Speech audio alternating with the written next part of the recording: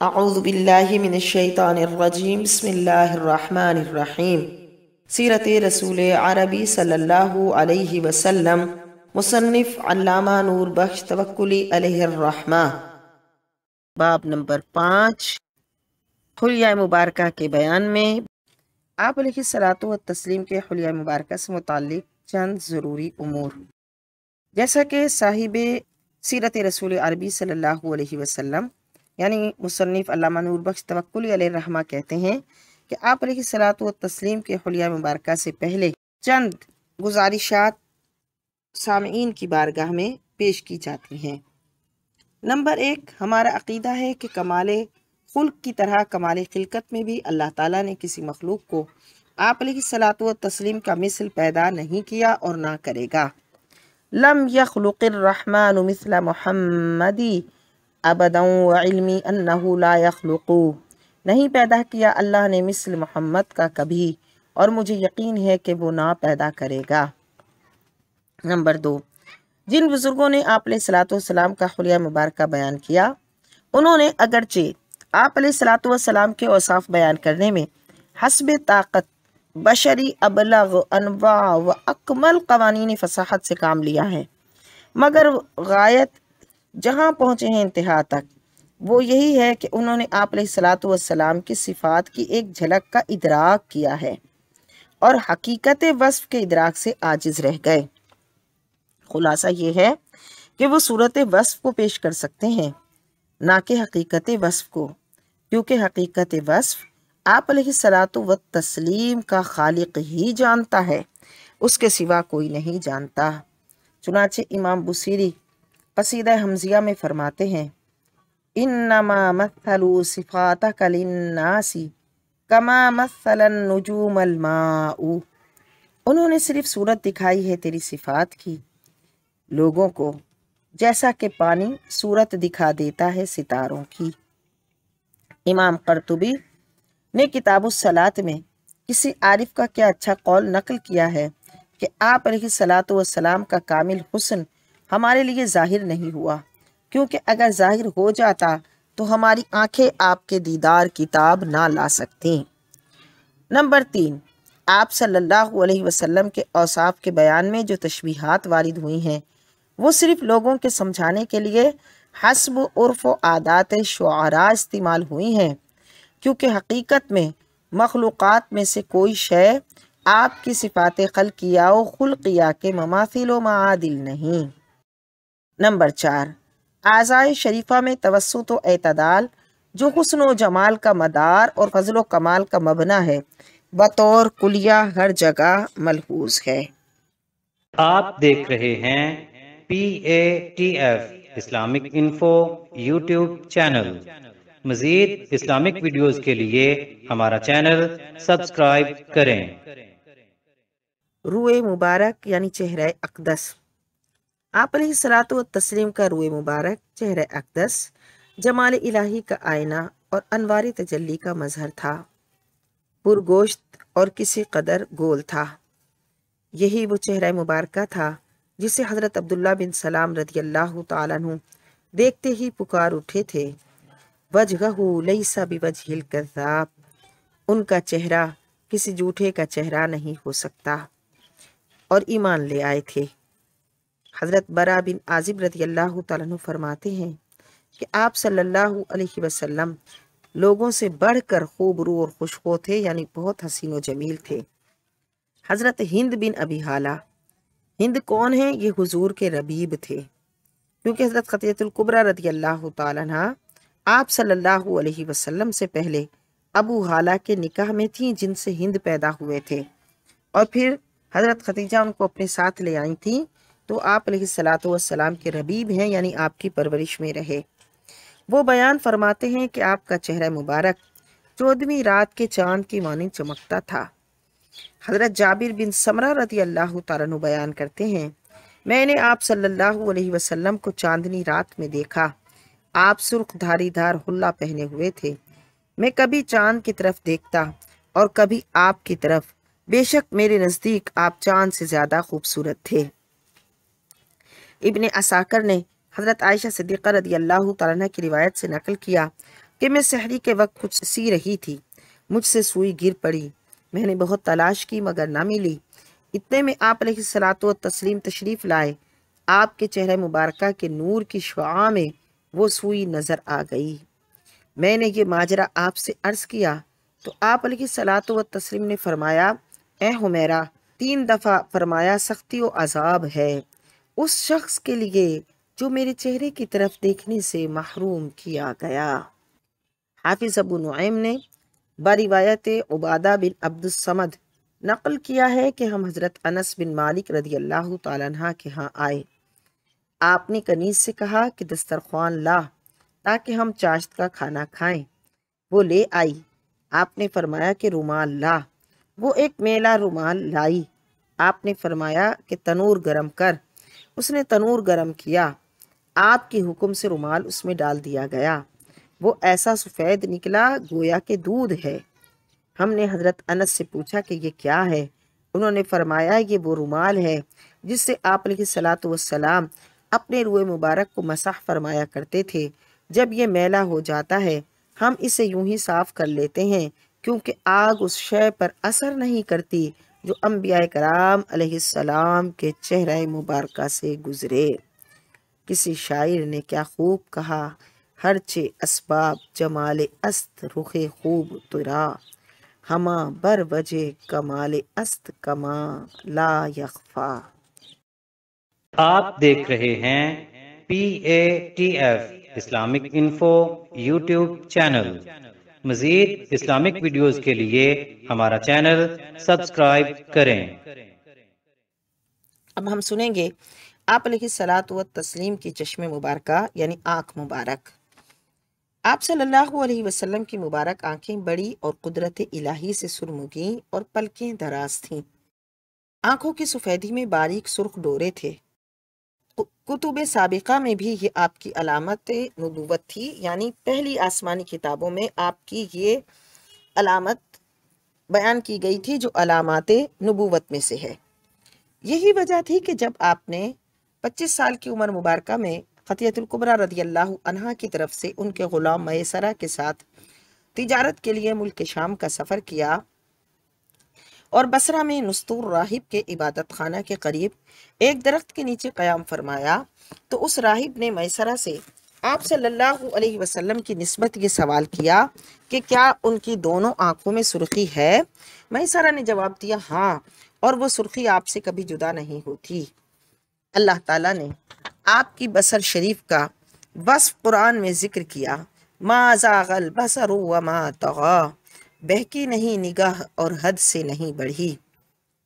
یعنی شب معراج آپ کی آنکھ مبارک نے ان آیات، ان نشانیوں کو دیکھنے سے عدول و تجاوز نہ کیا کہ جن کے دیکھنے کے لیے آپ مامور تھے۔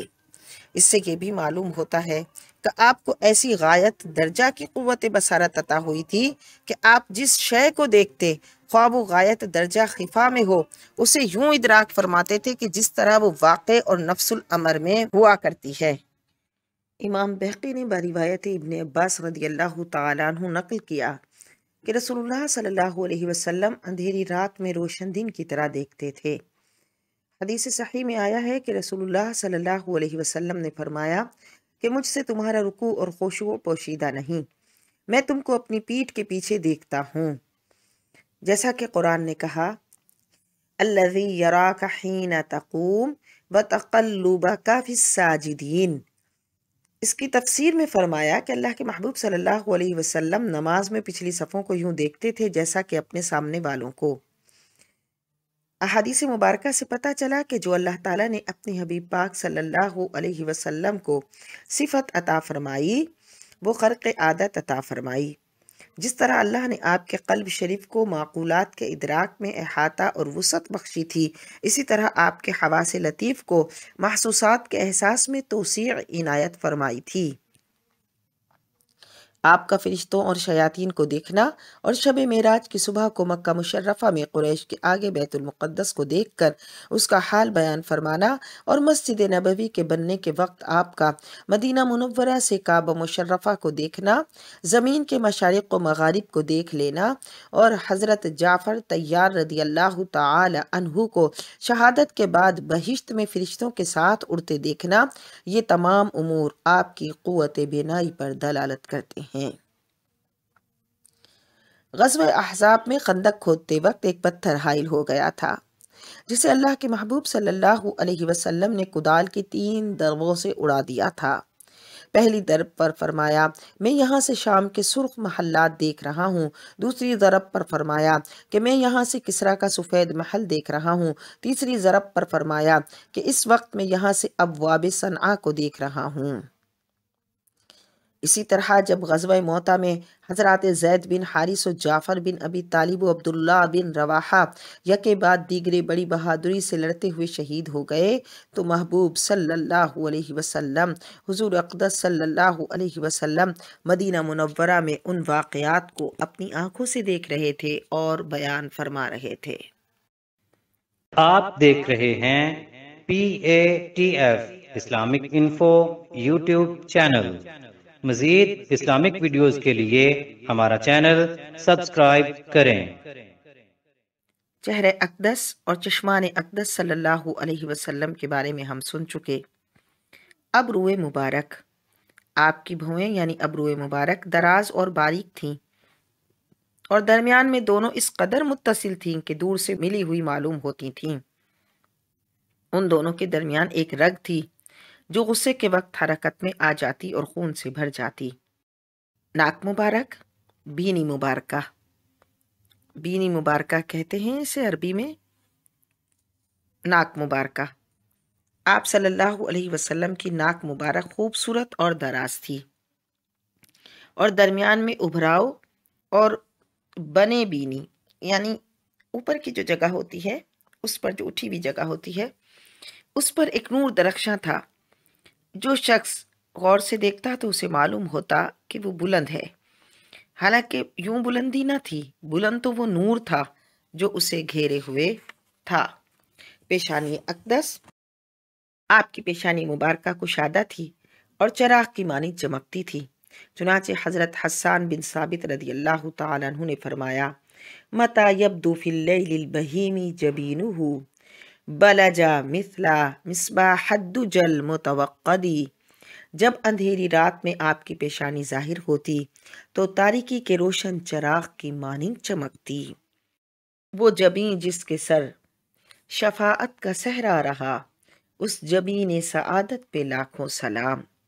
گوش مبارک، آپ کے ہر 2 گوش مبارک یعنی کان مبارک کامل و تام تھے۔ قوت بصر کی طرح اللہ تعالیٰ نے آپ کو قوت سمع بھی بطریق خرق عادت غایت درجے کی عطا کی تھی۔ اسی واسطے آپ صحابہ کرام رضی اللہ تعالی عنہم سے فرماتے کہ میں جو دیکھتا ہوں تم نہیں دیکھ سکتے اور میں جو سنتا ہوں تم نہیں سن سکتے، میں تو آسمان کی آواز بھی سن لیتا ہوں۔ اور آواز آسمان کی طرح آپ صلی اللہ علیہ وسلم آسمان کے دروازے کے کھلنے کی آواز بھی سن لیتے تھے۔ چنانچہ ایک روز حضرت جبرائیل علیہ السلام خدمت اقدس میں حاضر تھے کہ ناگہاں آپ صلی اللہ علیہ وسلم نے یعنی اچانک آپ علیہ الصلاۃ والتسلیم نے اوپر کی طرف سے ایک آواز سنی۔ آپ نے سر مبارک اٹھایا تو حضرت جبریل نے عرض کیا کہ یہ آسمان کا ایک دروازہ ہے جو آج ہی کھلا ہے، اس سے پہلے کبھی نہیں کھلا۔ لعاب دہن مبارک، آپ صلی اللہ علیہ وسلم کے منہ مبارک کا لعاب زخمی اور بیماروں کے لیے شفا تھا۔ چنانچہ فتح خیبر کے دن آپ نے اپنا لعاب دہن حضرت علی المرتضی رضی اللہ تعالی عنہ کی آنکھوں میں ڈال دیا تو وہ فوراً تندرست ہو گئے، گویا درد چشم کبھی ہوا ہی نہ تھا۔ غار ثور میں حضرت صدیق اکبر رضی اللہ تعالیٰ عنہ کے پاؤں کو کسی چیز نے کاٹ کھایا۔ آپ علیہ الصلاۃ والسلام نے اپنا لعاب دہن زخم پر لگایا، اسی وقت درد جاتا رہا۔ حضرت رفاعہ بن رافع رضی اللہ تعالیٰ عنہ کو بیان ہے کہ بدر کے دن میری آنکھوں میں تیر لگا اور پھوٹ گئی۔ آپ صلی اللہ علیہ وسلم نے اس میں اپنا لعاب مبارک ڈال دیا اور دعا فرمائی، بس مجھے ذرا بھی تکلیف نہ ہوئی اور آنکھ بالکل تندرست ہو گئی۔ حضرت محمد بن حاتب کے ہاتھ پر ہنڈیا گر پڑی اور وہ جل گیا۔ آپ صلی اللہ علیہ وسلم نے اپنا لعاب مبارک اس پر ڈالا اور دعا کی، وہ ہاتھ اچھا ہو گیا۔ حضرت عمر بن معاذ بن جموح انصاری رضی اللہ تعالی عنہ کا پاؤں کٹ گیا تھا۔ آپ صلی اللہ علیہ وسلم نے اس پر اپنا لعاب مبارک لگا دیا، وہ اچھا ہو گیا۔ حضرت ابو قتادہ انصاری رضی اللہ تعالیٰ عنہ بیان کرتے ہیں کہ غزوہ ذی قرد محرم 7 ہجری میں آپ صلی اللہ علیہ وسلم نے مجھ سے پوچھا کہ تمہارے چہرے میں یہ کیا ہے؟ میں نے عرض کیا کہ ایک تیر لگا ہے۔ آپ نے فرمایا کہ نزدیک آؤ۔ میں نزدیک ہوا تو آپ صلی اللہ علیہ وسلم نے اس پر لعاب دہن لگا دیا۔ اس روز سے مجھے کبھی تیر و تلوار نہیں لگی اور نہ خون نکلا۔ ایک مرتبہ محبوب آقا صلی اللہ علیہ وسلم کے پاس پانی کا ڈول لایا گیا۔ آپ نے اس میں سے پیا، بچا ہوا پانی کنویں میں ڈال دیا گیا، بس اس میں سے کستوری کی سی خوشبو نکلی۔ آپ کے خادم حضرت انس رضی اللہ تعالی عنہ کے گھر میں ایک کنواں تھا۔ آپ صلی اللہ علیہ وسلم نے اپنا لعاب دہن اس میں ڈال دیا۔ اس کا پانی ایسا شیریں ہو گیا کہ تمام مدینہ منورہ میں اس سے بڑھ کر میٹھا کوئی کنواں نہ تھا۔ عاشورہ کے روز آپ صلی اللہ علیہ وسلم بچوں کو بلا کر ان کے منہ میں اپنا لعاب دہن ڈال دیتے اور ان کی ماؤں سے فرماتے کہ شام تک ان کو دودھ نہ دینا، بس وہی لعاب دہن ان کو کافی ہوتا۔ حضرت عامر بن قریشی اپنے صاحبزادے عبداللہ کو بچپن میں آپ صلی اللہ علیہ وسلم کی خدمت اقدس میں لائے۔ آپ نے ان کے منہ میں اپنا لعاب مبارکہ ڈالا، وہ اسے نگلنے لگے۔ اس پر آپ صلی اللہ علیہ وسلم نے ارشاد فرمایا، یہ مسقا سیراب ہے۔ چنانچہ حضرت عبداللہ یعنی حضرت عامر بن قریش کے بیٹے جن کو وہ حضور کی بارگاہ میں لائے تھے، وہ جب کسی زمین یا پتھر میں شگاف کرتے تو پانی نکل آیا کرتا۔ عتبہ بن فرقد جنہوں نے حضرت عمر رضی اللہ تعالیٰ عنہ کے عہد مبارک میں موصل کو فتح کیا، ان کی بیوی ام عاصم بیان کرتی ہیں کہ عتبہ کے ہاں ہم 4 عورتیں تھیں۔ ہم میں سے ہر ایک خوشبو لگانے میں کوشش کرتی تھی تاکہ دوسری سے اطیب ہو، اور عتبہ خود کوئی خوشبو نہ لگاتے تھے مگر اپنے ہاتھ سے تیل مل کر داڑھی میں لگا لیتے تھے، اور ہم میں سب سے زیادہ خوشبودار تھے۔ جب وہ باہر نکلتے تو لوگ کہتے کہ ہم نے عتبہ کی خوشبو سے بڑھ کر کوئی خوشبو نہیں سونگھی۔ ایک دن میں نے ان سے پوچھا کہ ہم خوشبو کا استعمال میں کوشش کرتی ہیں اور آپ ہم سے زیادہ خوشبودار ہیں، اس کا کیا سبب ہے؟ انہوں نے جواب دیا کہ آپ صلی اللہ علیہ وسلم کے عہد مبارک میں میرے بدن پر آبلے نمودار ہوئے۔ میں خدمت اقدس میں حاضر ہوا اور آپ سے اس بیماری کی شکایت کی۔ آپ نے مجھ سے ارشاد فرمایا کہ بالائی کپڑے اوپر کرو۔ میں نے اوپر کیے اور آپ کے سامنے بیٹھ گیا۔ آپ نے اپنا لعاب مبارک اپنے دست مبارک پر ڈال کر میری پیٹھ اور پیٹ پر مل دیا۔ اس دن سے مجھ میں یہ خوشبو پیدا ہو گئی۔ اس حدیث کو طبرانی نے اوسط میں روایت کیا۔ منہ مبارک فراخ، رخسار مبارک ہموار، دندان ہائے پیشین کشادہ اور روشن و تاباں۔ جب آپ کلام فرماتے تو دندان مبارکہ سے نور نکلتا دکھائی دیتا تھا۔ بیہقی نے بروایت ابو ہریرہ رضی اللہ تعالی عنہ نقل کیا ہے کہ جب آپ ضحک فرماتے تو دیواریں روشن ہو جاتی۔ آپ کو کبھی جمائی نہیں آئی۔ حضرت عمیرہ بنت مسعود انصاریہ روایت کرتی ہیں کہ میں اور میری 5 بہنیں رسول اللہ صلی اللہ علیہ وسلم کی خدمت میں حاضر ہوئیں۔ آپ قدید خشک کیا ہوا گوشت کھا رہے تھے۔ آپ نے چبا کر ایک ٹکڑا ان کو دیا، انہوں نے بانٹ کر کھا لیا۔ مرتے دم تک ان میں سے کسی کے منہ سے بوئے ناخوش پیدا نہ ہوئی اور نہ کوئی منہ کی بیماری ہوئی۔ غزوہ خیبر کے روز حضرت سلمہ بن الاکوع کی پنڈلی میں ایسی ضرب شدید لگی کہ لوگوں کو گمان ہوا کہ شہید ہو گئے۔ آپ علیہ الصلاۃ والتسلیم نے 3 بار اس پر دم کر دیا، پھر پنڈلی میں کبھی درد نہ ہوا۔ ایک روز ایک بد زبان عورت آپ کی خدمت میں آئی۔ آپ قدید تناول فرما رہے تھے۔ اس نے سوال کیا کہ مجھے بھی دیجیے۔ آپ صلی اللہ علیہ وسلم نے جو قدید سامنے پڑھا ہوا تھا اس میں سے دیا۔ اس نے عرض کی اپنے منہ سے دے دیجیے۔ آپ نے منہ سے نکال کر اسے دیا، وہ کھا گئی۔ اس روز سے فحش اور کلام قبیح اس سے سننے میں نہ آیا۔ مذکورہ بالا واقعات کے علاوہ بے شمار پیشن گوئیاں اور دعوات جو پوری اور قبول ہوئی اسی منہ مبارکہ سے نکلی ہوئی تھیں۔ یوم حدیبیہ میں چاہ حدیبیہ کا تمام پانی لشکر اسلام نے، جو بقول حضرت برا بن عازب رضی اللہ تعالیٰ عنہ 1400 تھے، نکال لیا۔ اس میں ایک قطرہ بھی نہ رہا۔ آپ صلی اللہ علیہ وسلم نے پانی کا ایک برتن طلب فرمایا اور وضو کر کے پانی کی ایک کلی کنویں میں ڈال دی اور فرمایا کہ ذرا ٹھہرو۔ اس کنویں میں اس قدر پانی جمع ہو گیا کہ حدیبیہ میں تقریباً 20 روز قیام رہا۔ تمام فوج اور ان کے اونٹ اسی سے سیراب ہوتے رہے۔ زبان مبارک۔ آپ افصح الخلق تھے، یعنی خلق میں، مخلوق میں سب سے زیادہ فصیح تھے اور فصاحت میں خارق عادت حد کو پہنچے ہوئے تھے، یعنی عادت کے خلاف جو کیفیات ہوتی ہیں وہ اللہ نے آپ کو اعلیٰ درجے کی عطا فرمائی تھی۔ آپ کے جوامع کلم، بدائع حکم، امثال سائرہ، در منصورہ، قضایاء محکمہ، وصایاء مبرمہ اور مواعظ و مکاتیب و مناشیر مشہور آفاق ہیں، یعنی سارے جہان میں مشہور ہیں۔ ان کی تفصیل کا یہ محل نہیں کہ جگہ نہیں۔ حضرت عائشہ صدیقہ رضی اللہ تعالیٰ عنہ فرماتی ہیں کہ رسول اللہ صلی اللہ علیہ وسلم کا کلام تمہارے کلام کی مانند نہ تھا کہ بوجہ عجلت سامع پر ملتبس ہو جائے، کہ یعنی جلدی جلدی اس طرح کلام نہ فرماتے تھے کہ کوئی سمجھ نہ سکتا تھا یا اس کو وہ مشتبہ ہو جاتا، بلکہ آپ کا کلام واضح اور مبین اور ایسا تھا کہ پاس بیٹھنے والا اسے یاد کر لیتا۔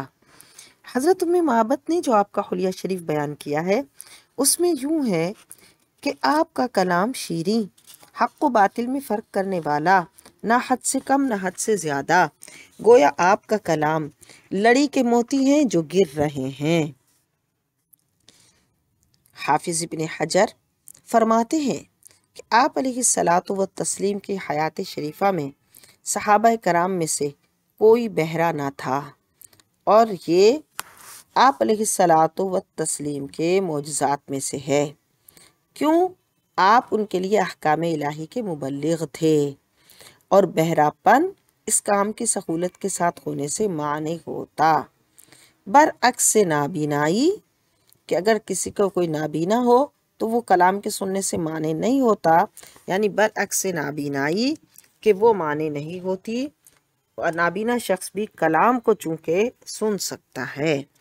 لہٰذا صحابہ کرام میں سے کوئی نابینا تو ہوا ہے لیکن بہرے نہیں ہوئے، تاکہ وہ آپ علیہ الصلاۃ والتسلیم کے کلام کو سہولت سے سن سکیں۔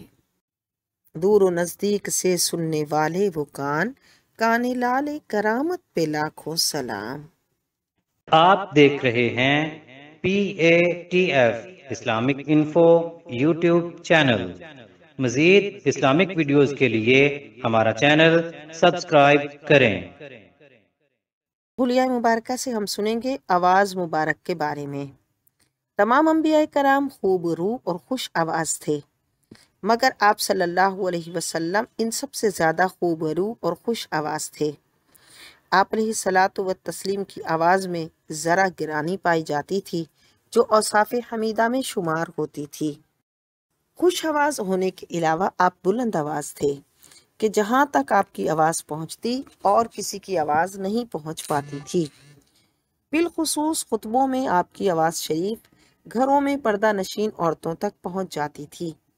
حضرت عائشہ صدیقہ رضی اللہ تعالی عنہا بیان فرماتی ہیں کہ ایک دن رسول اللہ صلی اللہ علیہ وسلم منبر پر رونق افروز ہوئے۔ آپ نے حاضرین سے فرمایا کہ خطبہ سننے کے لیے بیٹھ جاؤ۔ اس آواز کو حضرت عبداللہ بن رواحہ رضی اللہ تعالی عنہ نے جو شہر مدینہ میں قبیلہ بنی غنم میں تھے سن لیا اور ارشاد نبوی کی تعمیل میں وہیں اپنے مکان میں 2 زانو بیٹھ گئے۔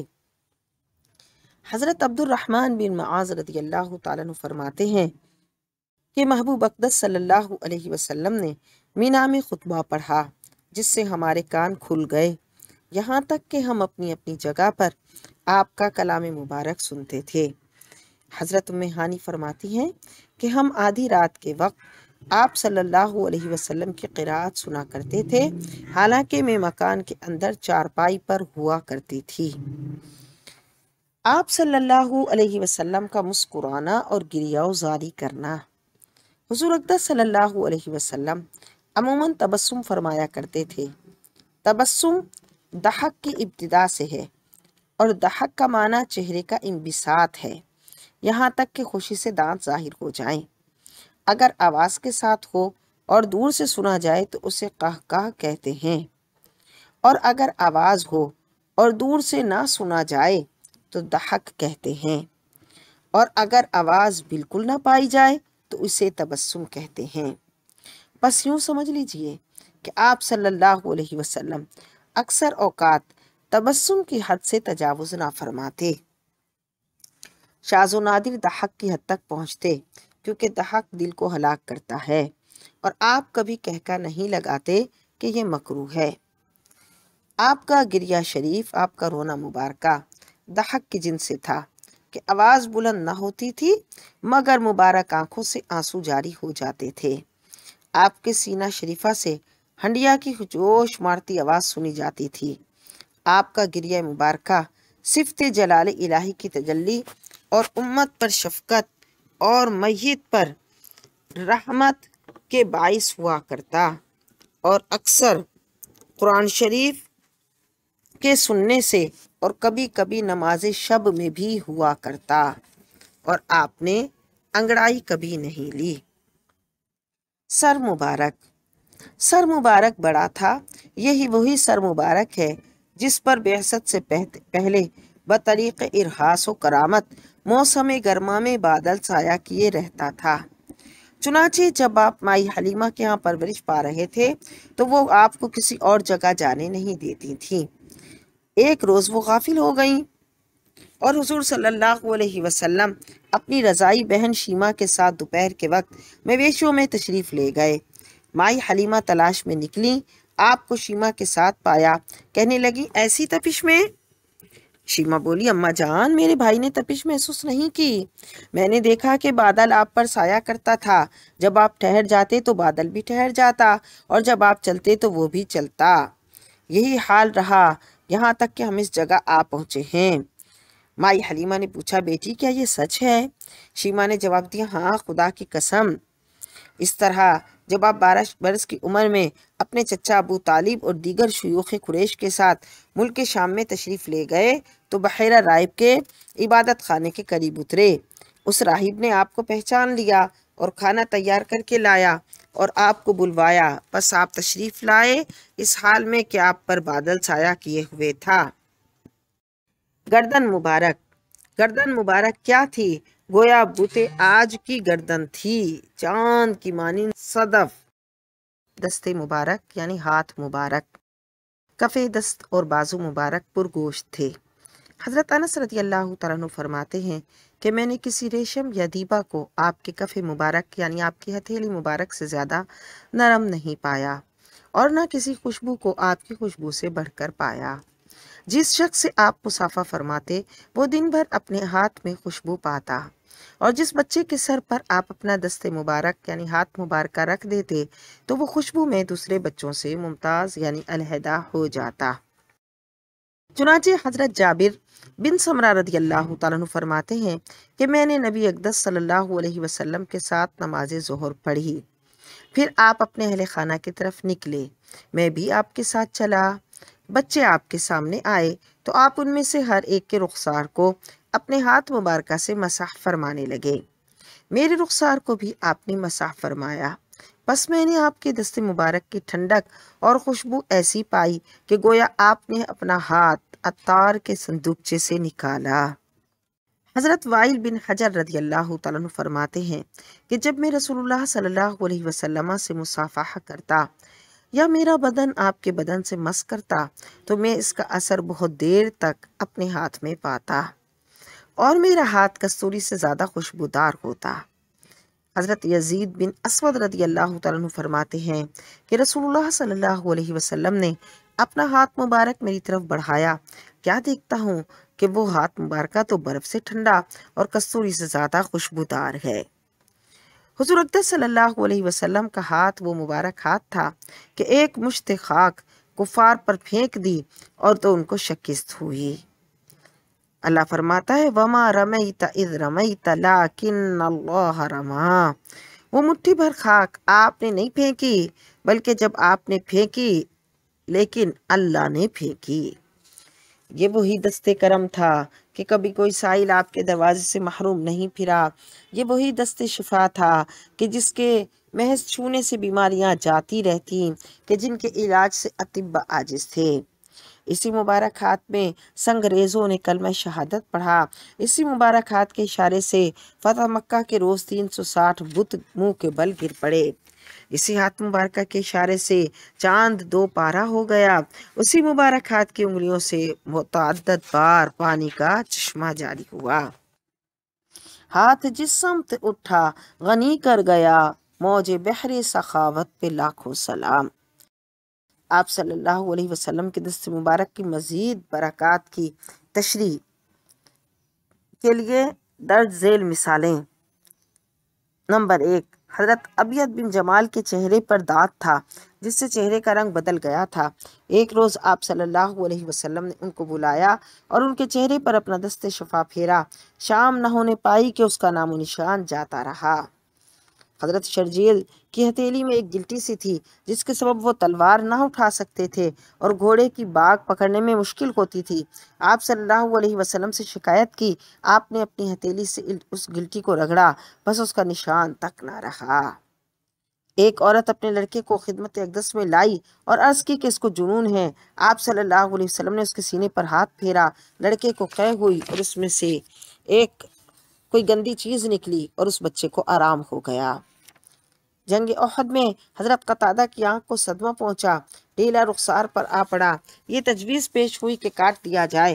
آپ صلی اللہ علیہ وسلم سے دریافت کیا گیا تو آپ نے فرمایا ایسا نہ کرو بلکہ اس کو اس کی جگہ پر رکھ دو، اور اس پر اپنا دست مبارک پھیر دیا۔ آنکھ فوراً ایسی درست ہو گئی گویا کوئی یہ نہیں بتا سکتا تھا کہ دونوں میں سے کس آنکھ کو تکلیف پہنچی تھی۔ حضرت عبداللہ بن عتیق جب ابو رافع یہودی کو قتل کر کے اس کے گھر سے نکلے تو سیڑھی سے گر کر ان کی پاؤں کی ان کی پنڈلی ٹوٹ گئی۔ انہوں نے اپنے امامے سے باندھ لی۔ جب آپ علیہ الصلوۃ والسلام کی خدمت اقدس میں حاضر ہوئے تو آپ نے فرمایا پاؤں پھیلاؤ۔ حضرت عبداللہ نے پاؤں پھیلایا۔ آپ صلی اللہ علیہ وسلم نے اس پر اپنا دست شفا پھیرا۔ اسی وقت تندرستی مل گئی گویا کبھی ٹوٹی ہی نہ تھی۔ حضرت عائز بن سعید رسول اللہ صلی اللہ علیہ وسلم کی خدمت اقدس میں حاضر ہوئے، عرض کی یا رسول اللہ میرے چہرے پر اپنا مبارک ہاتھ پھیر دیجئے اور دعائے برکت فرمائیے۔ چنانچہ آپ صلی اللہ علیہ وسلم نے ایسا ہی کیا۔ اس وقت سے حضرت عائد رضی اللہ تعالیٰ عنہ کا چہرہ تر و تازہ اور نورانی رہا کرتا تھا۔ آپ صلی اللہ علیہ وسلم نے حضرت عبد الرحمن و عبداللہ جو بیٹے ہیں عبد کے، ان کے لیے دعائے برکت فرمائی۔ دونوں کے سروں پر اپنا مبارک ہاتھ پھیرا۔ وہ دونوں جب سر منڈایا کرتے تھے تو جس جگہ آپ صلی اللہ علیہ وسلم نے مبارک ہاتھ رکھا تھا اس پر باقی حصے سے پہلے بال اگ آتے تھے۔ حضرت عبد الرحمن بن زید بن خطاب پیدا ہوئے تو نہایت ہی کم قد تھے۔ ان کے نانا حضرت ابو لبابہ ان کو رسول اللہ صلی اللہ علیہ وسلم کی خدمت بابرکت میں لے گئے۔ آپ علیہ الصلوۃ والسلام نے تحنیک کی، یعنی میٹھی چیز چبا کر نرم کر کے بچے کے منہ میں دینا، یہ تحنیک کہلاتا ہے۔ اس کے بعد ان کے سر پر اپنا دست مبارک پھیرا اور دعائے برکت فرمائی۔ اس کا اثر یہ ہوا کہ حضرت عبد الرحمن جب کسی بھیڑ میں ہوتے تو قد میں سب سے بلند نظر آتے۔ آپ صلی اللہ علیہ وسلم نے حضرت قتادہ کے چہرے پر اپنا دست مبارکہ پھیرا۔ جب وہ عمر رسیدہ ہو گئے تب بھی ان کا چہرہ تر و تازہ چمکتا تھا۔ آپ صلی اللہ علیہ وسلم نے قیس بن زید کے سر پر اپنا دست مبارک پھیرا اور دعائے برکت فرمائی۔ حضرت قیس نے 100 برس کی عمر پائی لیکن ان کے بال سفید نہیں ہوئے۔ جب آپ صلی اللہ علیہ وسلم نے مدینے کی طرف ہجرت فرمائی تو راستے میں ایک غلام چرواہے سے آپ کے لیے دودھ طلب کر رہا تھا۔ چرواہے نے جواب دیا، میرے پاس کوئی دودھ دینے والی بکری نہیں۔ آپ نے ایک بکری پکڑ لی، اس کے تھن پر اپنا دست مبارک پھیرا۔ حضرت ابوبکر صدیق رضی اللہ تعالیٰ عنہ نے اس کا دودھ دوہا، دونوں نے پیا۔ آپ صلی اللہ علیہ وسلم سے غلام نے پوچھا، آپ کون ہیں؟ آپ علیہ الصلوۃ والسلام نے ارشاد فرمایا، میں خدا کا رسول ہوں۔ یہ سن کر وہ ایمان لے آیا۔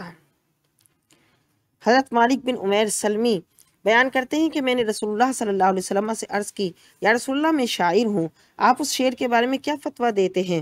آپ نے فرمایا، اگر تیرا سر سینے سے کندھے تک پیپ سے بھر جائے تو یہ اس سے بہتر ہے کہ شعر سے بھرا ہو۔ میں نے عرض کی، یا رسول اللہ میری خطا دور کر دیجئے۔ یہ سن کر آپ صلی اللہ علیہ وسلم نے میرے سر اور چہرے پر اپنا دست مبارک پھیرا، پھر میرے جگر اور میرے پیٹ پر، یہاں تک کہ آپ صلی اللہ علیہ وسلم کے دست مبارک کے پہنچنے سے شرمندہ ہوتا تھا۔ راوی کا بیان ہے کہ حضرت مالک بن عمیر بوڑھے ہوئے یہاں تک کہ ان کے سر اور داڑھی کے بال سفید ہو گئے، مگر داڑھی اور سر میں جس جگہ حضور اقدس صلی اللہ علیہ وسلم نے مبارک ہاتھ پھیرا تھا وہ بال سفید نہ ہوئے تھے۔ حضرت مدلوک فزاری کا بیان ہے کہ میرے آقا مجھے رسول اللہ صلی اللہ علیہ وسلم کی خدمت کے لیے لے گیا۔ میں اسلام لایا تو آپ صلی اللہ علیہ وسلم نے مجھے دعائے برکت دی اور میرے سر پر اپنا دست مبارک پھیرا۔ میرے وہ سر کا حصہ جسے آپ صلی اللہ علیہ وسلم کے دست مبارک نے مس کیا تھا سیاہ باقی رہی، باقی تمام سفید ہو گیا۔ حضرت معاویہ بن ثور بن عبادہ رضی اللہ تعالیٰ عنہ آپ صلی اللہ علیہ وسلم کی خدمت میں حاضر ہوئے۔ ان کے صاحبزادے بشر بن معاویہ ساتھ تھے۔ حضرت معاویہ نے عرض کی کہ یا رسول اللہ، بشر کے چہرے پر اپنا دست مبارک پھیر دیجئے۔ آپ صلی اللہ علیہ وسلم نے ان کے چہرے کو مسح کیا، یعنی ان کے چہرے پر اپنا ہاتھ مبارکہ پھیرا۔ ان کے پیشانی میں ایک نشان تھا، وہ نشان جاتا رہا، پیشانی میں آپ صلی اللہ علیہ وسلم کے مسح کا نشان باقی رہا۔ وہ جس بیمار پر اپنا ہاتھ پھیر دیتے اچھا ہو جاتا۔ حضرت بشر رضی اللہ تعالیٰ عنہ کے صاحبزادے محمد بن بشر اس بات پر فخر کیا کرتے تھے کہ میرے باپ کے سر پر آپ صلی اللہ علیہ وسلم نے اپنا دست مبارک پھیرا تھا۔ چنانچہ یوں کہا کرتے تھے، وَأَبِي الَّذِي مَسَحَ النَّبِيُّ بِرَأْسِهِ وَدَعَا لَهُ بِالْخَيْرِ وَالْبَرَكَاتِ۔ میرا باپ وہ ہے کہ نبی صلی اللہ علیہ وسلم نے ان کے سر پر اپنا دست مبارک پھیرا اور ان کے لیے دعائے خیر و برکت فرمائی۔ حضرت یزید بن قنافہ رسول اللہ صلی اللہ علیہ وسلم کی خدمت میں حاضر ہوئے۔ وہ گنجے تھے۔ آپ صلی اللہ علیہ وسلم نے ان کے سر پر ہاتھ پھیرا، اسی وقت بال اگ آئے، اسی لیے ان کا لقب حلب ہو گیا۔ ابن درید کا قول ہے کہ وہ اقرع تھے۔ آپ صلی اللہ علیہ وسلم کی برکت سے افراء ہو گئے۔ یسار بن عزیر جہنی ذکر کرتے ہیں کہ آپ صلی اللہ علیہ وسلم نے میرے سر پر اپنا دست مبارک پھیرا اور مجھے 2 چادریں پہنا دیں اور ایک تلوار عطا فرمائی۔ حضرت یسار کی صاحبزادی کا بیان ہے کہ میرے باپ کے سر میں سفید بال نہ آئے یہاں تک کہ انہوں نے وفات پائی۔ حضرت ابو زید بن اختب انصاری کے سر اور چہرے پر آپ صلی اللہ علیہ وسلم نے اپنا مبارک ہاتھ پھیرا۔ 100 سال سے زائد ان کی عمر ہو گئی مگر سر اور داڑھی میں کوئی بال سفید نہ تھا۔ حضرت ابو سنان کے چہرے پر آپ صلی اللہ علیہ وسلم نے اپنا دست مبارک پھیرا۔ ان کی عمر 90 برس ہو گئی مگر چہرہ بجلی کی طرح چمکتا تھا۔ حضرت ابو غزوان حالت کفر میں رسول اللہ صلی اللہ علیہ وسلم کی خدمت میں حاضر ہوئے۔ آپ نے پوچھا کہ تمہارا کیا نام ہے؟ انہوں نے عرض کیا ابو غزوان۔ آپ نے ان کے لیے 7 بکریوں کا دودھ دوہا، وہ سب پی گئے۔ آپ نے ان کو دعوت اسلام دی، وہ مسلمان ہو گئے۔ پھر آپ نے ان کے سینے پر اپنا ہاتھ مبارکہ پھیر دیا۔ دوسرے روز صبح کے وقت ایک بکری دوہی گئی تو اس کا بھی دودھ نہ پی سکے۔ حضرت سہل بن رافع 2 سا کھجوریں بطور زکوٰۃ اور اپنی بیٹی عمیرہ کو لے کر آپ صلی اللہ علیہ وسلم کی خدمت بابرکت میں حاضر ہوئے اور عرض کیا کہ آپ میرے حق میں اور میری بیٹی کے حق میں دعائے خیر فرمائیں اور اس لڑکی کے سر پر اپنا ہاتھ مبارکہ پھیر دیں۔ عمیرہ کا قول ہے کہ آپ صلی اللہ علیہ وسلم نے اپنا ہاتھ مبارکہ مجھ پہ رکھا میں اللہ کی قسم کھاتی ہوں کہ رسول اللہ صلی اللہ علیہ وسلم کے مبارک ہاتھ کی ٹھنڈک میرے سینے میں اتر گئی۔ حضرت سعید بن یزید کا آزاد کردہ غلام عطا کہتا ہے کہ میں نے حضرت سعید کو دیکھا، ان کی داڑھی کے بال سفید تھے مگر سر کے بال سیاہ تھے۔ میں نے پوچھا آقا سر کے بال سفید کیوں نہیں ہوتے؟ انہوں نے جواب دیا کہ میں ایک روز لڑکوں کے ساتھ کھیل رہا تھا، آپ صلی اللہ علیہ وسلم نے لڑکوں کو سلام کیا، ان میں سے میں نے سلام کا جواب دیا، آپ نے مجھے بلایا اور اپنا مبارک ہاتھ میرے سر پر رکھ کر فرمایا اللہ تجھ میں برکت دے۔ پس حضور اقدس صلی اللہ علیہ وسلم کے دستے مبارک کی جگہ پر سفید بال کبھی نہ آئیں گے۔ حضرت عبداللہ بن مسعود رضی اللہ تعالیٰ عنہ کا بیان ہے کہ میں عقبہ بن ابی معیط کی بکریاں چرایا کرتا تھا۔ ایک روز آپ صلی اللہ علیہ وسلم تشریف لائے، آپ کے ساتھ حضرت ابوبکر صدیق تھے۔ آپ نے فرمایا لڑکے کیا تیرے پاس دودھ ہے؟ میں نے کہا ہاں لیکن میں امین ہوں۔ آپ نے فرمایا کیا تیرے پاس کوئی ایسی بکری ہے کہ جس نے ابھی بچہ نہ دیا ہو؟ میں نے جواب دیا ہاں۔ بس میں نے ایک بکری پیش کی جس کا ابھی دودھ نہیں اترا تھا، تو آپ نے اس کے تھن پر اپنا دست مبارک پھیرا اور پھر جب اس کے تھن سے دودھ دوہا تو ایک دودھ بھرا برتن، یعنی اس تھن سے ایک برتن بھر گیا، اور آپ نے مجھے پلایا اور حضرت ابوبکر کو پلایا، پھر تھن کو فرمایا جیسے پہلا تھا ویسے ہی ہو جا۔ میں نے عرض کی یا رسول اللہ صلی اللہ علیہ وسلم مجھے تعلیم دیجئے۔ آپ نے میرے سر پر اپنا ہاتھ پھیرا اور دعائے برکت دے کر فرمایا کہ تو تعلیم یافتہ لڑکا ہے، پس میں اسلام لایا۔ اور یہی حضرت عبداللہ ابن مسعود ہیں جو پھر مفسر قرآن بنے تھے حضور کے دعا کی برکت سے۔ حضرت محمد بن انس ذکر کرتے ہیں کہ جب رسول اللہ صلی اللہ علیہ وسلم مدینے میں تشریف لائے تو میں 2 ہفتے کا تھا، مجھے حضور کی خدمت میں لے گئے۔ آپ نے میرے سر پر دست مبارک پھیرا اور دعائے برکت فرمائی اور ارشاد فرمایا کہ اس کا نام میرے نام پر رکھنا مگر میری کنیت نہ رکھنا۔ ان کے صاحبزادے کا قول ہے کہ میرے والد بوڑھے ہو گئے اور ان کے تمام بال سفید ہو گئے مگر سر کے بال جن پر دست کرم پھرا تھا سفید نہ ہوئے۔ حضرت عبادہ بن سعد کے سر پر آپ صلی اللہ علیہ وسلم نے دست مبارک پھیرا اور دعا فرمائی، انہوں نے 80 سال کی عمر میں وفات پائی اور کوئی بال سفید نہ ہوا۔ حضرت بشر بن اقربہ کا بیان ہے کہ میرے والد مجھے آپ صلی اللہ علیہ وسلم کی خدمت میں لے گئے۔ آپ نے پوچھا یہ کون ہے؟ انہوں نے کہا یہ میرا بیٹا بحیر ہے۔ آپ صلی اللہ علیہ وسلم نے مجھ سے فرمایا نزدیک آؤ۔ میں آپ کے دائیں ہاتھ بیٹھ گیا۔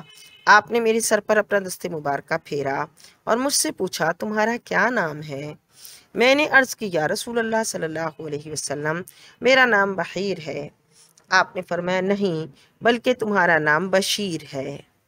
میری زبان میں لکنت تھی، آپ نے میرے منہ میں اپنا لعاب دہن ڈال دیا، لکنت جاتی رہی، میرے سر کے تمام بال سفید ہو گئے مگر جن پر آپ صلی اللہ علیہ وسلم کا دست مبارک پھرا تھا وہ سیاہ ہی رہے۔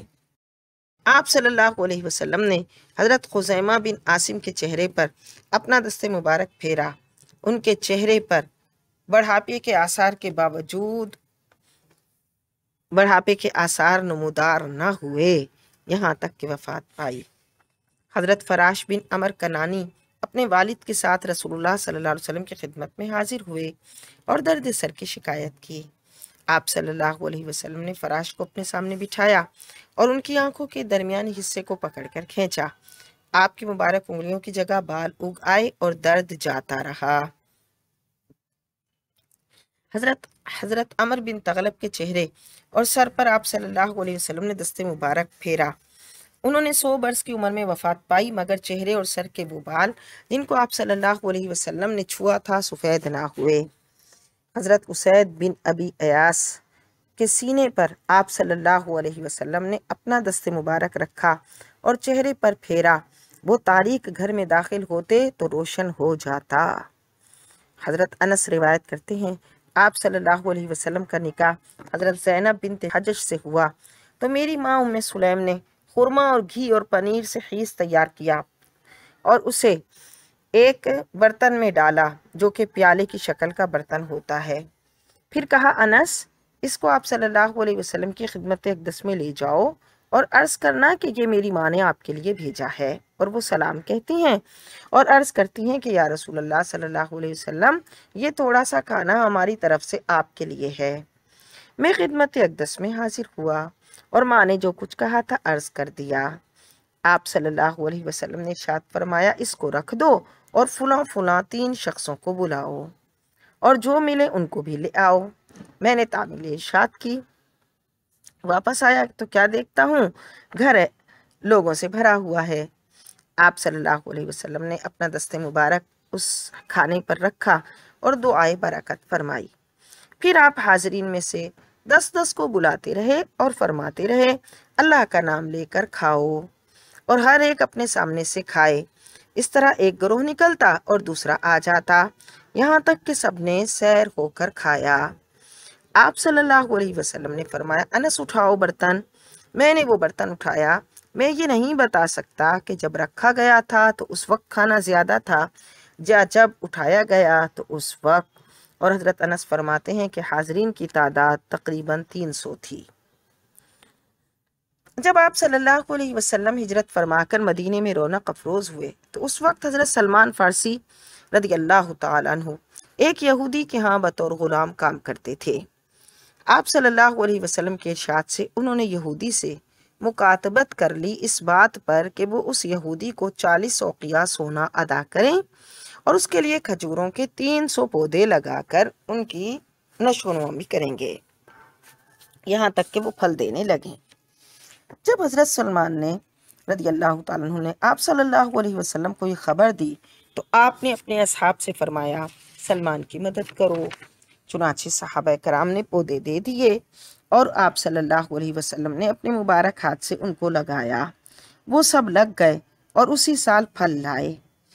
ایک روایت میں ہے کہ 300 پودوں میں سے ایک نے نہ لگایا، ایک کسی اور نے لگایا تھا تو وہ پھل نہ لایا۔ آپ صلی اللہ علیہ وسلم نے اسے اکھاڑ کر اپنے دست مبارک سے پھر لگا دیا تو یہ بھی دوسروں کے ساتھ پھل لایا۔ آپ علیہ الصلوۃ والسلام کی خدمت میں کسی نے مرغی کے انڈے کے برابر سونا ہدیہ کیا۔ آپ نے حضرت سلمان کو عطا فرمایا۔ انہوں نے عرض کی، یا رسول اللہ، اس کو 40 اوقیہ کے ساتھ کیا نسبت، یعنی یہ تو بہت تھوڑا سا ہے۔ آپ نے فرمایا، یہی لے جاؤ، اللہ تعالیٰ اسی کے ساتھ تمہارا قرض ادا کر دے گا۔ چنانچہ وہ لے گئے اور اس میں سے 40 اوقیہ تول کر یہودی کو دے دیے۔ اس طرح حضرت سلمان فارسی رضی اللہ تعالی عنہ آزاد ہو گئے۔ ہمارے آقا و مولا محبوب خدا صلی اللہ علیہ وسلم کی مبارک بغل شریف سفید تھی اور اسے کسی قسم کی اس میں سے ناخوشگوار بو نہ آتی تھی، بلکہ کستوری کی مانند خوشبو آیا کرتی تھی۔ آپ دیکھ رہے ہیں PATF Islamic info YouTube channel. مزید اسلامک ویڈیوز کے لیے ہمارا چینل سبسکرائب کریں۔ سینہ اور قلب مبارک۔ آپ کا سینہ مبارک کشادہ تھا، آپ کا قلب شریف پہلا قلب مبارک ہے جس میں اسرار الہیہ اور معرفت ربانیہ ودیعت رکھے گئے، کیونکہ آپ باوجود صورت نوری سب سے پہلے پیدا کیے گئے۔ صدر معنوی کی شرح اور قلب اقدس کی وسعت کا بیان طاقت بشری سے خارج ہے۔ 4 مرتبہ فرشتوں نے آپ کے صدر مبارک کو شق کیا اور قلب شریف کو نکال کر دھویا اور اسے ایمان و حکمت سے بھر دیا۔ اسی کی طرف اللہ رب العالمین اپنے قرآن پاک میں ارشاد فرماتا ہے، الم نشرح لک صدرک، کیا ہم نے تمہارا سینہ نہیں کھول دیا؟ یہی وجہ ہے کہ جو اسرار آپ کے قلب شریف کو عطا ہوئے وہ کسی اور مخلوق کو عطا نہیں ہوئے، اور نہ کسی اور مخلوق کا قلب اس کا متحمل ہو سکتا تھا۔ آپ صلی اللہ علیہ وسلم اپنے قلب شریف کی نسبت یوں ارشاد فرماتے ہیں، تنام عینی ولا ینام قلبی، میری آنکھ سو جاتی ہے مگر میرا دل نہیں سوتا۔ شکم مبارک۔ آپ کا شکم اور سینہ مبارک ہموار اور برابر تھے، نہ تو شکم سے اور نہ سینہ شکم سے بلند تھا، نہ شکم سینے سے اور نہ سینہ شکم سے بلند تھا۔ حضرت ام ہانی فرماتی ہے، میں نے رسول اللہ صلی اللہ علیہ وسلم کے شکم مبارکہ کو دیکھا، گویا کاغذ ہیں ایک دوسرے پر رکھے ہوئے، نرم کاغذ ہیں ایک دوسرے پر رکھے ہوئے اور تہہ کیے ہوئے۔ آپ علیہ الصلاۃ والتسلیم کا بولو براز بلکہ تمام فضلات پاک تھے، جیسا کہ احادیث کثیرہ سے ثابت ہے۔ پشت مبارک، آپ کی پشت مبارک ایسی صاف اور سفید تھی کہ گویا پگھلائی ہوئی چاندی ہے۔ ہر دو شانہ کے درمیان ایک نورانی گوشت کا ٹکڑا تھا جو بدن شریف کے باقی اجزاء سے ابھرا ہوا تھا۔ اسے مہر نبوت یا خاتم نبوت کہتے تھے۔ کتب سابقہ میں آپ کی علامات نبوت میں ایک یہ بھی ذکر تھی۔ حلیہ مبارکہ بیان کرنے والوں نے اس کی ظاہری شکل و صورت کے بیان کرنے میں اسے کئی چیزوں مثلا بیدا، کبوتر یا گرہ گوشت سے تشبیہ دی ہے تاکہ لوگ سمجھ لیں۔ سچ پوچھا جائے تو یہ ایک عظیم اور نشان عجیب تھا جو آپ صلی اللہ علیہ وسلم سے مختص تھا کہ جس کی حقیقت کو رب العزت کے سوا کوئی نہیں جانتا۔ پائے مبارک پرگوشت اور خوبصورت ایسے کہ کسی انسان کے نہ تھے، اور نرم ایسے کہ ان پر پانی ذرا بھی نہ ٹھہرتا۔ ایڑیاں کم گوشت اور پنڈلیاں مبارکہ باریک سفید لطیف، گویا شحم النخل یعنی کھجور کا گھابا ہیں۔ جب آپ چلتے تو قدم مبارک کو قوت و تثبت اور وقار و تواضع سے اٹھاتے، جیسا کہ اہل ہمت و شجاعت کا قاعدہ ہے۔ حضرت ابو ہریرہ رضی اللہ تعالیٰ عنہ فرماتے ہیں کہ چلنے میں میں نے آپ صلی اللہ علیہ وسلم سے بڑھ کر کسی کو نہیں دیکھا، گویا آپ کے لیے زمین لپٹتی جاتی تھی۔ ہم دوڑا کرتے اور تیز چلنے میں مشقت اٹھاتے، اور آپ بآسانی و بے تکلف چلتے، مگر پھر بھی سب سے آگے رہتے۔ بعض دفعہ آپ صلی اللہ علیہ وسلم اپنے اصحاب کے ساتھ چلنے کا قصد فرماتے تو اس صورت میں اصحاب آپ کے آگے ہوتے اور آپ عمدن ان کے پیچھے ہوتے، اور فرماتے کہ میری پیٹھ فرشتوں کے لیے خالی چھوڑ دو۔ آپ صلی اللہ علیہ وسلم کے قدم مبارک وہ ہیں کہ جب آپ پتھر پر چلتے تو وہ نرم ہو جاتا تاکہ آپ بآسانی اس پر گزر جائیں، اور جب ریت پر چلتے تو اس میں پائے مبارک کا نشان نہ ہوتا۔ یہ وہی قدم مبارک ہیں جن کی محبت میں کوہ احد و کوہ صبیر حرکت میں آئے۔ یہ وہی قدم مبارک ہیں کہ قیام شب میں ورم کر آتے تھے۔ یہ وہی قدم مبارک ہیں کہ مکہ اور بیت المقدس کو ان سے شرف زائد حاصل ہوا۔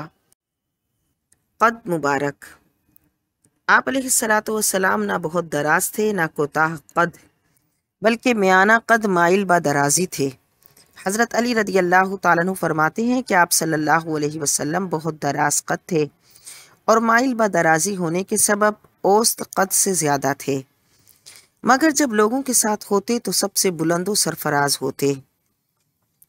حقیقت میں یہ آپ کا معجزہ تھا کہ جب آپ علیحدہ ہوتے تو میانہ قد مائل با درازی ہوتے، اور جب اوروں کے ساتھ چلتے یا بیٹھتے سب سے بلند دکھائی دیتے تاکہ باطن کی طرح ظاہر صورت میں بھی کوئی آپ سے بڑا معلوم نہ ہو۔ آپ کی قامت زیبا کا سایہ نہ تھا۔ اس کی تائید اس امر سے ہوتی ہے کہ آپ کے اسماء مبارک میں سے ایک اسم شریف نور ہے۔ چنانچہ قرآن مجید میں سورہ مائدہ میں ہے، قد جاءکم من اللہ نور و کتاب مبین، البتہ تمہارے پاس اللہ کی طرف سے ایک نور اور کتاب واضح آئی، اور ظاہر ہے کہ نور کا سایہ نہیں ہوتا۔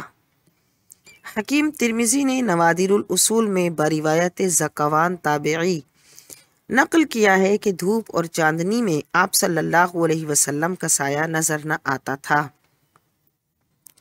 امام ابن سبا کا قول ہے کہ آپ صلی اللہ علیہ وسلم کے خصائص میں سے ہے کہ آپ کا سایہ زمین پر نہ پڑتا تھا اور آپ نور تھے، لہٰذا جب آپ دھوپ یا چاند کی روشنی میں چلتے تو آپ کا سایہ نظر نہ آتا تھا۔ بعض نے کہا کہ اس کی شاہد وہ حدیث ہے کہ جس میں مذکور ہے کہ جب آپ نے یہ دعا مانگی کہ یا اللہ میرے تمام اعضاء اور جہات میں نور کر دے، تو دعا کو اس قول پر ختم فرمایا، وجعلنی نورا، اور مجھ کو نور بنا دے۔ زرقانی میں مذکور ہے کہ حدیث ذکوان مرسل ہے، مگر ابن مبارک و ابن جوزی نے بروایت ابن عباس رضی اللہ تعالیٰ عنہ نقل کیا ہے کہ نبی صلی اللہ علیہ وسلم کا سایہ نہ تھا۔ جب آپ دھوپ میں کھڑے ہوتے تو چراغ کی روشنی پر غالب آتی۔ بعض کا قول ہے کہ آپ کا سایہ نہ ہونے میں حکمت تھی کہ آپ کے سائے کو کوئی کافر پامال نہ کرے۔ ماہ بفرماند از جمال محمد، سر و نروید با اعتدال محمد۔ رنگ مبارک گورا اور روشن تاباں، مگر اس میں کسی قدر سرخی ملی ہوئی تھی۔ بعض روایتوں میں جو آپ کو اسمر لون یعنی گندم گوں لکھا ہے، اس سے بھی یہی مراد ہے۔ آپ دیکھ رہے ہیں PATF Islamic info YouTube channel. مزید اسلامک ویڈیوز کے لیے ہمارا چینل سبسکرائب کریں۔ آپ صلی اللہ علیہ وسلم کی جلد مبارک۔ آپ علیہ السلام کی جلد مبارک نرم تھی۔ ایک وصف ذاتی آپ صلی اللہ علیہ وسلم میں یہ تھا کہ خوشبو لگائے بغیر آپ سے ایسی خوشبو آتی تھی کہ کوئی خوشبو اس کو نہ پہنچ سکتی تھی۔ آپ کی والدہ ماجدہ فرماتی ہیں کہ جب آپ پیدا ہوئے تو میں نے غور سے آپ کی طرف نگاہ کی، کیا دیکھتی ہوں کہ آپ 14ویں رات کی چاند کی مانند ہیں اور آپ سے کستوری کسی خوشبو آ رہی ہے۔ حضرت انس رضی اللہ تعالیٰ عنہ فرماتے ہیں کہ میں نے کسی کستوری یا عبیر کو آپ صلی اللہ علیہ وسلم کی خوشبو سے زیادہ خوشبودار نہ پایا۔ عبیر ایک خوشبو ہے جو سندل و گلاب و مشک سے بناتے ہیں۔ بعض نے کہا کہ یہ خوشبو ہے جس میں زعفران ملا ہوتا ہے۔ حضرت ابو ہریرہ رضی اللہ تعالی عنہ روایت کرتے ہیں کہ ایک شخص رسول اللہ صلی اللہ علیہ وسلم کی خدمت اقدس میں آیا اور عرض کیا، یا رسول اللہ صلی اللہ علیہ وسلم، میں نے اپنی بیٹی کا نکاح کر دیا ہے، میں اسے اس کے خاوند کے گھر بھیجنا چاہتا ہوں، میرے پاس کوئی خوشبو نہیں، آپ کچھ عنایت فرمائیں۔ آپ نے فرمایا کہ میرے پاس کل صبح ایک چوڑے منہ والی شیشی اور کسی درخت کی لکڑی لے آنا۔ جب وہ شخص وہ چیزیں لے کر حاضر ہوا تو آپ نے اپنے دونوں بازوؤں سے اس میں اپنا پسینہ ڈالنا شروع کیا یہاں تک کہ وہ بھر گئی۔ پھر فرمایا کہ اسے لے جا اور اپنی بیٹی سے کہنا کہ اس لکڑی کو شیشی میں تر کر کے مل لیا کرے۔ پس جب وہ آپ کے سینہ مبارکہ کو لگاتی تو تمام اہل مدینہ کو اس کی خوشبو پہنچتی، یہاں تک کہ ان کے گھر کا نام بیت المطیبین، خوشبو والوں کا گھر رکھ دیا گیا۔ آپ صلی اللہ علیہ وسلم کے خادم حضرت انس رضی اللہ تعالیٰ عنہ فرماتے ہیں کہ رسول اللہ صلی اللہ علیہ وسلم ہمارے ہاں تشریف لائے اور قیلولہ فرمایا۔ حالت خواب میں آپ کو پسینہ آ گیا۔ میری ماں ام سلیم نے ایک شیشی لی اور آپ کا پسینہ مبارکہ اس میں ڈالنے لگی۔ آپ جاگ اٹھے اور فرمانے لگے، ام سلیم تم کیا کر رہی ہو؟ انہوں نے عرض کیا، یہ آپ کا پسینہ ہے، ہم اس کو اپنی خوشبو میں ڈالتے ہیں اور وہ سب خوشبوؤں سے زیادہ خوشبودار ہو جاتی ہے۔ دوسری روایت میں ام سلیم نے یوں عرض کی کہ یا رسول اللہ صلی اللہ علیہ وسلم، ہم اپنے بچوں کے لیے آپ کے اس عرق مبارک پسینہ مبارکہ کی برکت کے امیدوار ہیں۔ آپ صلی اللہ علیہ وسلم نے فرمایا، تو نے سچ کہا۔ اس سے معلوم ہوا کہ آپ علیہ الصلاۃ والتسلیم کے پسینہ مبارکہ کو بچوں کے چہرے اور بدن پر مل دیا کرتے تھے اور وہ تمام بلاؤں سے محفوظ رہا کرتے تھے۔ حضرت انس رضی اللہ تعالیٰ سے روایت ہے کہ آپ صلی اللہ علیہ وسلم مدینہ منورہ کے کسی کوچے میں سے گزرتے تو گزر جانے کے بعد بھی آنے جانے والوں کو اس گلی سے، اس کوچے سے خوشبو آتی اور وہ سمجھ جاتے کہ اس جگہ سے آپ گزرے ہیں۔ باقی حال آب مبارک اور دست مبارک میں آ چکا۔ اب بھی مدینہ منورہ کے در و دیوار سے خوشبوئیں آ رہی ہیں جنہیں محبان و عاشقان جناب رسول پاک صلی اللہ علیہ وسلم شامہ محبت سے محسوس کرتے ہیں۔ ابن بطال کا قول ہے کہ جو شخص مدینہ منورہ میں رہتا ہے وہ اس کی خاک اور دیواروں سے خوشبو محسوس کرتا ہے۔ اور اشبیلی نے فرمایا کہ خاک مدینہ میں ایک عجیب مہک ہے جو کسی خوشبو میں نہیں، اور یاقوت نے کہا کہ من جملہ خصائص مدینہ اس کی ہوا کا خوشبودار ہونا ہے، اور وہاں کی بارش میں بوئے خشک ہوتی ہے جو کسی اور جگہ بارش میں نہیں ہوتی۔ ابو عبداللہ عطار نے کیا خوب کہا، بطیب رسول اللہ تاب نسیمہا فمل مسک مل کافور مسندل الرطب۔ آپ صلی اللہ علیہ وسلم کی خوشبو سے نسیم مدینہ خوشبودار ہو گئی، پس کیا ہے کستوری، کیا ہے کافور، عطر سندل تر و تازہ۔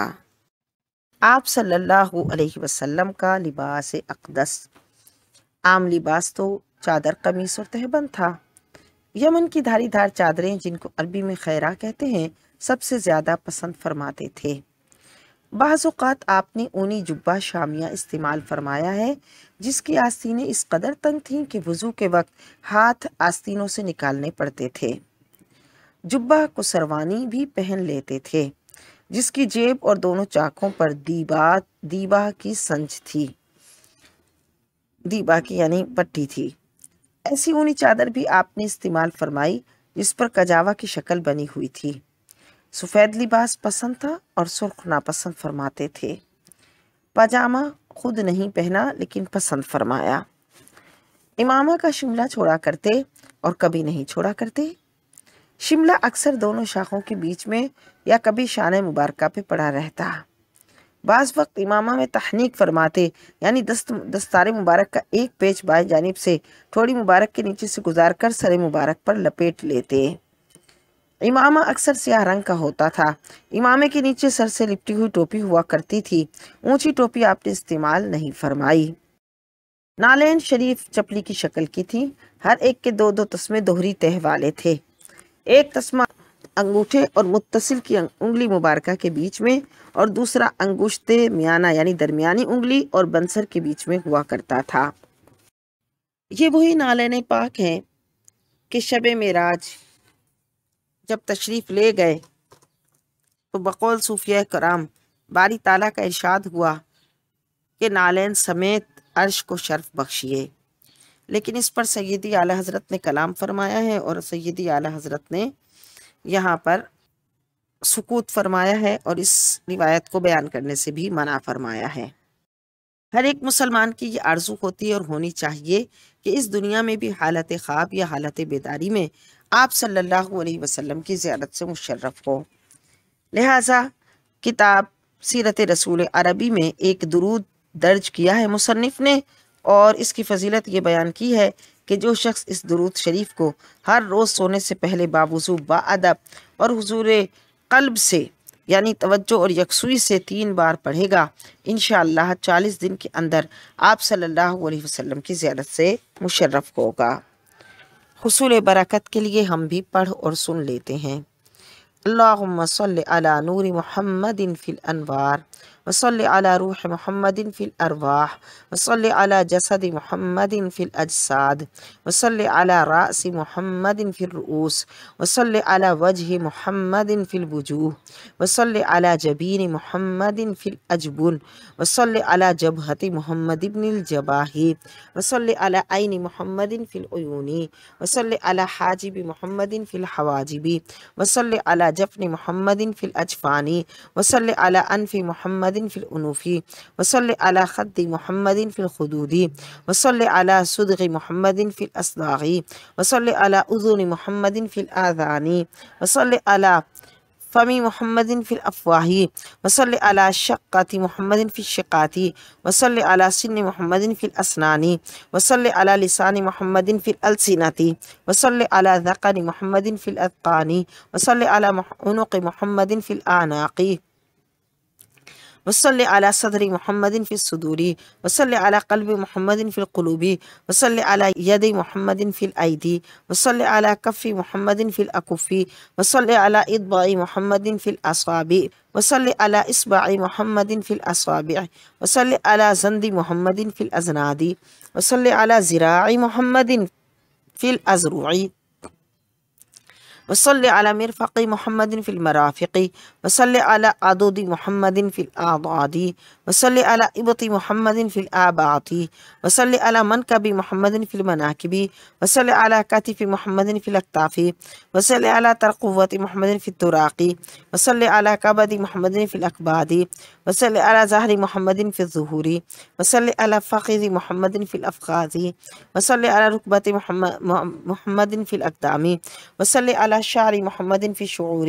وصلی علی لحم محمد فی اللحوم وصلی علی عرق محمد فی العروق وصلی علی دم محمد فی الدماء وصلی علی عظم محمد فی العظام وصلی علی جلد محمد فی الجلود وصلی علی لون محمد فی الالوان وصلی علی قامت محمد فی القامات وبارک وسلم علیہ وعلی آلہ واصحابہ وازواجہ وذریاتہ افضل صلاۃ واکمل برکۃ وازکی سلام بعدد کل معلوم لک وعلینا معہم کل ما ذکرک وذکرہ الذاکرون وغفل عن ذکرہ الغافلون۔ آپ صلی اللہ علیہ وسلم کے خصائص میں یہ بھی شمار کیا جاتا ہے کہ آپ کے کپڑوں پر مکھی نہیں بیٹھتی تھی اور جوں بھی آپ کو ایذا نہ دیتی تھی، کیونکہ آپ کے کپڑوں میں کبھی جوں پیدا نہ ہوئی، کیونکہ جوں عفونت اور پسینے سے پیدا ہوتی ہے، اور آپ صلی اللہ علیہ وسلم تو نور اور اطیب الناس تھے، اور آپ کا پسینہ خوشبودار ہوتا تھا، اس طرح بوجہ لطافت آپ کے بدن مبارک پر کپڑا بھی میلا نہ ہوتا تھا۔ علامہ دمیری نے اپنی منظومہ فی الفقہ میں لکھا ہے کہ جن چوپایوں پر آپ صلی اللہ علیہ وسلم سوار ہوئے، آپ کی سواری کی حالت میں انہوں نے کبھی پیشاب نہ کیا، اور جس چوپائے پر آپ سوار ہوئے وہ اپنی حیات میں کبھی بیمار نہ ہوا۔ منہ مبارکہ، سر مبارک کے بال نہ تو بہت گھنگھریالے تھے اور نہ ہی بہت سیدھے، بلکہ دونوں کے بین بین تھے۔ ان بالوں کی درازی میں مختلف روایتیں آئی ہیں، کانوں کی لو تک، شانہ مبارکہ کے نزدیک تک، شانوں تک۔ ان سب روایتوں میں تطبیق یوں ہے کہ ان کو مختلف اوقات و احوال پر محمول کیا جائے، یعنی جب بال مبارکہ کٹوا دیتے اور برکت کے لیے غلاموں کو عطا فرماتے تو کان تک رہ جاتے، پھر بڑھ کر نصف گوش یعنی نصف کان تک پہنچ جاتے، یا کان کی لو تک پہنچ جاتے، یا پھر اتنے کہ شانوں کو چھونے لگتے۔ اگر منہ مبارکہ خود بخود پراگاندہ ہو جاتے تو آپ ان کو دو حصے بطور مانگ نکال لیتے، اور اگر از خود نہ بکھرتے تو بے حال خود رہنے دیتے اور بتکلف مانگ نہ نکالتے۔ داڑھی مبارکہ اتنی گھنی تھی کہ اسے کنگھا کرتے، آئینہ دیکھتے اور سونے سے پہلے آنکھوں میں 3 بار سرما ڈالتے، کیونکہ آپ صلی اللہ علیہ وسلم کی آنکھیں قدرتی طور پر سرمگی تھیں اور بدن مبارک سے خوشبو آتی تھی، لہٰذا آپ کو سرما یا خوشبو کے استعمال کی حاجت نہ تھی، مگر آپ کا سرما اور خوشبو کا استعمال کرنا امت کی تعلیم کے لیے تھا۔ مونچھ مبارکہ کو کٹوایا کرتے اور فرماتے تھے کہ مشرکین کی مخالفت کرو، یعنی داڑھیوں کو بڑھاؤ اور مونچھوں کو ترشواؤ۔ آخر عمر شریف میں آپ کی ریش مبارک اور سر مبارک میں تقریباً 20 بال سفید تھے۔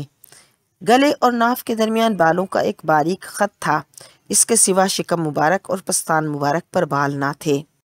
دونوں بازوؤں اور شانوں اور سینہ مبارک کے بالائی حصے میں بال زیادہ تھے۔ منہ مبارکہ کا باقی احوال آثار شریفہ کی تعظیم کے تحت میں آئے گا۔